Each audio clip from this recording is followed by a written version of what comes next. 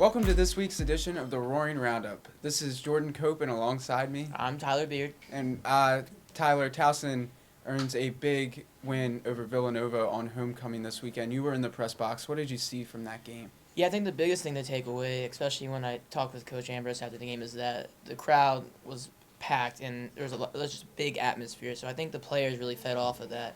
And as you saw, there was 2 defensive touchdowns that were pretty big and pretty much the game changers. And you also saw Connor Frazier take off on a 78-yard touchdown run, which is pretty cool for a quarterback. So I think all the players really fed off the energy from the crowd, and that's why they came away with the homecoming win.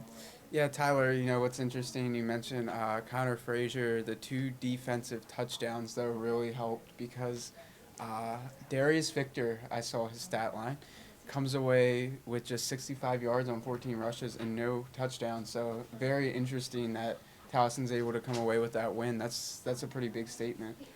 Yeah, the thing with Darius is they didn't play him as much in the fourth quarter. They went with Dickerson more because Darius wasn't really suitable for the outsides, and they were really keying in on him. Plus, he's coming off of a couple injuries, so they were more comfortable putting in Dickerson and running up. And he was starting to break through, which is pretty good, which is what Ambrose was really hoping for. I think Villanova understands that Darius is also a huge part of the Tigers' offense. So when we saw the game, they really keyed in on him. So when we got toward the late third quarter and the fourth quarter, they kind of kept Victor out of the game, and they put in Dickerson a little more because he has more speed on the outsides. And it actually worked out pretty well for the Tigers as he had the ability to get on the outside and make some pretty nice runs. So I know Coach Ambrose was happy about that part.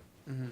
And now, Tyler, what's interesting is with this victory, Towson is now 2-2 in conference play, and they are right in the middle of the mix for the playoffs, something that I just didn't think was going to happen. Yeah, these last 2 wins have really turned things around for the Tigers, and if they can get another home victory against Delaware, then it makes for a really interesting little playoff race there.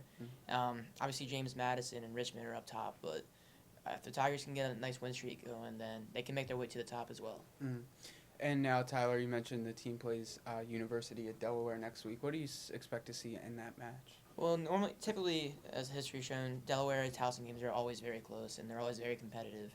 And it brings Delaware travels pretty well fan base wise, so it's going to be a close matchup. Towson's going to have to really rely on their offense to get going. They really limited this game because of the defensive touchdowns. I think they only had 47 plays on offense, so they're going to have to get into a rhythm early, and they're going to have to make sure they don't make the stupid mistakes that they made in the past. Now, exciting times for football. Exciting times still going on for volleyball as the team is now 21-4. They went 2-1 this week. They were up 2-0 against Delaware. Unfortunately, could not hold on to win that third set and fall in 5 sets. But they do bounce back and defeat Elon 3-0 the very following night, which is good for the team to get back on track. And then they defeat William and Mary on Saturday, 3-1, against a team that runs some funky patterns that can give other teams fits. So a big win for volleyball. Upcoming, though, the team will be playing UNC Wilmington, who they lost to. I believe their only conference loss of the season. They lost to Wilmington about a week or so ago at their place, but the Tigers will be back at CQ Arena taking on the Seahawks. After the Seahawks, they will take on the College of Charleston and battle the Cougars. Last time that they played the Cougars, they earned their first ever win against College of Charleston in school history. So, again, a very exciting volleyball team and a very fun, energetic group to watch. To conclude things, you saw men's basketball had their first scrimmage. What did you see from men's basketball? Yeah, the scrimmage was fun to see because Towson fans that came out got the first chance to see Wake Forest transfer Moto play, and he's an exciting player to watch. He can stretch the floor really well for such a big guy, and he can create space and knows how to make a nice pass as well. There were a couple injuries there. John Davis and Eddie Keith were on the bench with, I think, Keith's dealing with concussion and Davis is in a boot, but Coach Gary said that they should both hopefully be ready for the season opener, so there should be no worries with that. But there's some exciting times coming for basketball as well as there's a lot of good play from the scrimmage that they had. Mm-hmm.